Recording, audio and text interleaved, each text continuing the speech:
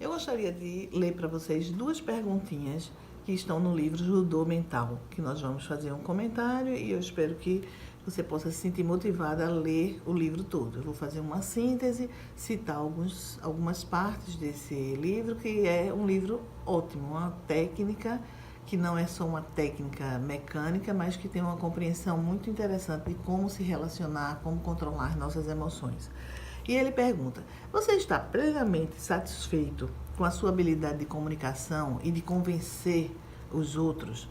Se você conseguisse alcançar seus objetivos na vida em total harmonia com sua crença interior e paz de espírito, você diria: viva eu! Então, é possível isso, principalmente porque a ideia do livro, a gente vai comentar a ideia de por que judô mental, mas a ideia é como transformar desvantagem em vantagem. Muitas pessoas se sentem abatidas, acham que não conseguem lidar com muitas situações de conflitos, inclusive porque se sentem inferiores, se sentem incapazes, se sentem com menos energia. E a ideia do judô mental é exatamente a ideia trazida do judô físico de aproveitar a desvantagem, né? Aproveitar a vantagem do adversário, não contra você, mas a seu favor. É simples a gente entender isso. Imagine que você vê uma pena caindo e você dá um murro com toda a sua força. O que é que a pena faz? Não resiste, balança um pouquinho e continua a sua trajetória natural. Então, o judô quer dizer caminho suave. O que significa caminho suave? É ao invés de você se opor e incrementar a resistência, você aproveitar a força do seu oponente a seu favor. Imagine que você tem uma força de 10 e o seu oponente tem a força de 20. Se você for se opor, ele ganha de você com uma diferença de 10 a favor dele. Mas se você souber cair para trás e derrubar o seu adversário, né? No judô a gente vê muito isso. Com a força dele, você o derruba com uma força de 30. Ele tem 20, mas as suas forças que totalizam 10. Então, judô, nesse sentido, é como a gente lidar com situações onde aquela desvantagem se transforma em vantagem. E como é que ele faz? Eu gostaria de estimular realmente vocês a lerem esse livro chamado Judô Mental, que é de autoria de dois autores, um casal. E depois a gente bota aí a imagenzinha, vocês vão ver. E é um livro realmente interessante. Não é tão fácil de encontrá-lo, mas vale a pena procurar e ler. E aí ele diz que como é que isso começou, essa ideia de trazer para o judô, trazer do judô físico para uma ideia metafórica do judô mental, é que ele se sentia muito frágil, né? Um dos autores se sentia inferior, se sentia incapaz, e a ideia dele era como é que ele iria conseguir se contrapor aí aos adversários, né? A vida, as dificuldades que ele sempre achava que eram maiores do que ele. Aí ele pensou inicialmente em usar um modelo de Davi e Golias. Mas a mãe dele dissuadiu dessa ideia, porque realmente aquilo não ia ter muita vantagem. Ele diz até brincando: eu não sabia jogar muito de estilingue, né? Não sabia não tinha tanta habilidade para desenvolver isso. E aí ele procurou, nessa visão oriental, de como aquilo que ele poderia aprender no judô físico, que ele aprendeu no judô físico, poderia ser trazido para o aspecto das relações humanas e da relação consigo mesmo. Eu não vou ler o livro todo, porque não é o objetivo, mas é interessante a gente entender o seguinte. Ele diz assim: este livro tem algo a dizer a todos que se interessam pela comunicação humana, que se interessam por vencer através de ajudar os outros e não à custa dos outros, não é dando rasteira nos outros, mas a gente vai ver que é exatamente através de uma compatibilização, uma integração. E nós podemos dizer o seguinte: ele diz assim: você é capaz. Ele diz: ocorreram em minha vida alguns momentos que jamais esquecerei. Sentia-me tão só, tão fraco, tão temeroso, tão inadequado, tão confuso e tão intimidado pelo mundo que me cercava que estive disposto a abandonar meus sonhos e ambições, satisfazendo-me com uma vivência de mera sobrevivência. Aí ele disse que, graças a Deus, um amigo dele: você é capaz, acredita em você. De repente, eu não estava sozinho e encontrei coragem para prosseguir, para continuar tentando alcançar o sucesso. E aí ele diz que dedica esse livro exatamente a todos, né, todos nós, todos vocês, que precisam de um amigo que estenda a mão e diga: você é capaz, acredito em você. Porque acredito. Então, minha vida me ensinou que qualquer pessoa é capaz de ser bem-sucedida, não importa o quanto se sinta fraca e atemorizada. Não é necessário ter uma personalidade forte, talentos incomuns, coração de leão ou cérebro de Albert Einstein. Os únicos requisitos são que você seja um ser humano disposto a fazer um esforço para aprender, para amadurecer, para tentar coisas novas e para continuar tentando até chegar ao sucesso. E aí, nesse sentido, existem, claro, algumas técnicas, alguns conceitos, alguma forma de representar, de configurar a realidade, os relacionamentos, as dificuldades da vida na nossa mente e como a gente tem uma atitude nem de resistência, nem de submissão, mas de capacidade de entender como manter um equilíbrio interno e, se for uma luta no sentido de um debate, de algo que você precisa convencer o outro, ou você não se submeter a alguma opressão que o outro queira fazer em relação a você, de uma maneira harmônica.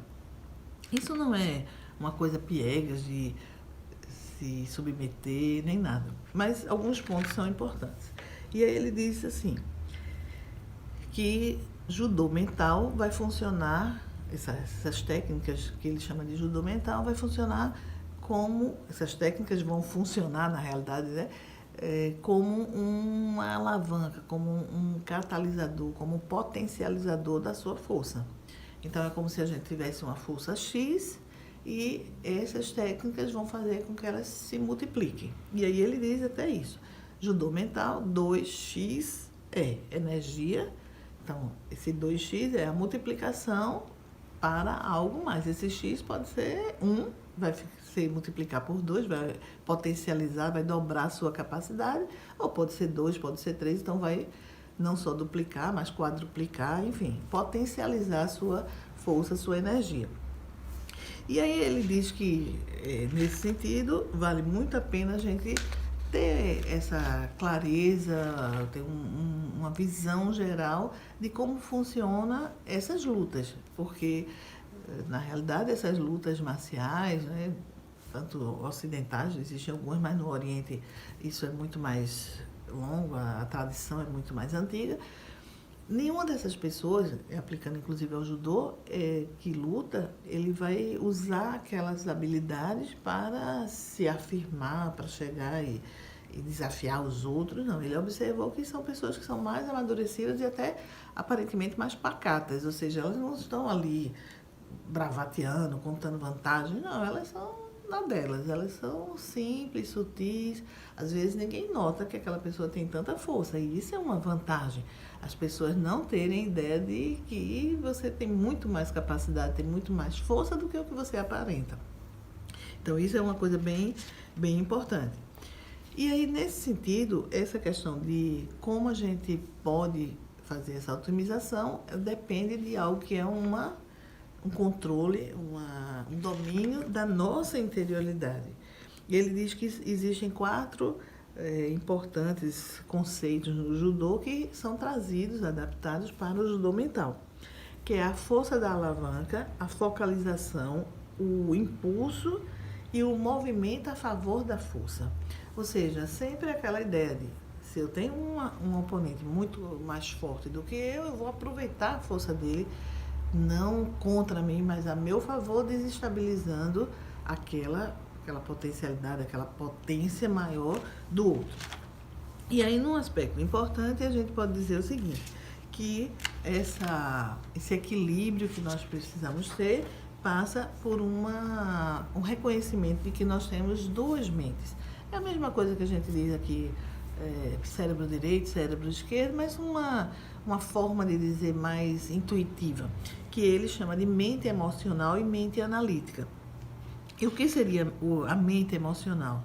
Seria todo o componente afetivo, colorido, para o bem e para o mal, claro, né? Tanto para coisas boas como para a gente ficar desestabilizado, a gente se sentir refém das nossas emoções. E aí ele diz, na mente emocional, a gente tem amor, ódio, felicidade, inveja, tristeza, poder, paixão, empatia. Essa dimensão da nossa vida, ela é muito importante, mas nós temos que concordar que muitas vezes elas são, esses elementos, esses fatores que compõem a nossa mente emocional, eles são sabotadores da nossa vida, eles fazem a gente se sentir vulnerável. E a mente analítica é uma mente aberta. Ela tem uma capacidade, uma habilidade de concentração, de análise, de planejamento, de resolver problemas, ou seja, de solucionar problemas. E o que é que acontece? Quando a gente equilibra isso, quando a nossa mente analítica consegue não ficar refém da mente emocional, quando ela está realmente no controle, e isso não significa negar a mente emocional, mas é haver esse equilíbrio, elas estarem andando de mãos juntas, de mãos dadas, gera uma aura de invulnerabilidade. O que é que significa isso? Nós não vamos estar tão expostos, tão vulneráveis a provocações. Então, um dos aspectos importantes é o judô mental funciona muito bem se nós conseguirmos não se deixar levar por provocações. É como se fosse assim uns anzóizinhos que fisgam as nossas emoções, e com isso a gente perde o senso da objetividade, da capacidade de analisar. Então, mente analítica, mente emocional são dois aspectos, duas facetas que o judô mental, as técnicas de judô mental vão ajudar exatamente a fazer essa integração. E aí, nesse aspecto de como é que a gente consegue manter essa blindagem, né, essa aura de invulnerabilidade, são as técnicas que o judô mental nos fornece para a gente desenvolver esse equilíbrio. Uma coisa muito importante é, para que a gente não seja presa fácil desses anzóis que desestabilizam, a primeira coisa é a gente treinar, exercitar, e isso é possível, o judô mental ensina, a não reagir prontamente, impulsivamente. Então, o primeiro aspecto importante é exatamente a gente parar, dar um tempo para relaxar. Um elemento muito importante no livro, existem vários exercícios disso, de como nós podemos realmente incorporar na nossa vida, no nosso cotidiano, uma atitude de, nós chamamos de pensamento secundário, ou seja, de não ser um pensamento impulsivo. Se você parar, é o que as pessoas dizem assim, contar de 1 até 10 e tal, mas existem formas, né, de a gente não estar vulnerável a esses gatilhos, esses anzóis que nos puxam para o desequilíbrio. E aí ele diz, você tem direito para parar e pensar. Existem muitas maneiras de nós nos acalmar, né, tranquilizar, relaxar, para com isso liberar a mente analítica e a gente poder ter essa capacidade de não se deixar provocar. E aí eu gostaria, só para deixar aqui registrado, e aí vocês lendo o livro, tem muitos aspectos interessantes, vale a pena, o princípio básico já foi explicitado aqui, que ele sugere uma espécie de tabela que você constrói, né? Quanto mais a gente puder registrar coisas no papel, no computador, no celular, que possa fazer a gente refletir de como a gente agiu, para a gente perceber e se adiantar, né? Perceber antecipadamente certas oportunidades positivas ou negativas para a gente se preparar adequadamente. E aí ele diz que a gente poderia fazer o seguinte, para analisar essa mente emocional e ver o que aciona, fisga essa mente emocional, a gente pode fazer uma espécie de planilha, né? Claro, não é ser robotizar, não é isso que ele está falando, Mas a gente pode dizer, a tabelinha que tem aqui no livro é acontecimentos diários que acionam a minha mente emocional. Para a pessoa própria desenvolver essa capacidade de ela se dar feedback, de autoconhecimento, de percepção. E ela diz, os campos são quando, onde, o que aconteceu, os sentimentos, os pensamentos e uma síntese, um sumário daquilo. Eu vou só ler uma linha para ficar exemplificado. Então, quando? Na segunda-feira. Onde? Em casa, ao telefone. O que aconteceu? Jack convidou-me para uma festa em sua casa. Recusei no início, insistiu que eu iria gostar de conhecer os amigos, enfim, por fim, concordei. Isso foi o que aconteceu. Os sentimentos. Senti-se pressionado. Os pensamentos. Não gosto de festas, especialmente na casa dos outros. A síntese. A minha mente emocional está comumente acionada quando tenho que ser apresentado a outras pessoas longe de casa. Então, aquilo que muitas vezes a gente nem identifica, não sabe por que a gente está se sentindo mal, que a gente rejeita alguma coisa, quando você analisa quais são os gatilhos que ativam a sua mente emocional, vai ficar mais fácil você lidar com aquilo e poder, com a mente analítica e outras técnicas, desenvolver um equilíbrio, uma harmonia em relação a isso. Então, eu espero que vocês gostem, queiram ler e aproveitem o livro Judô Mental.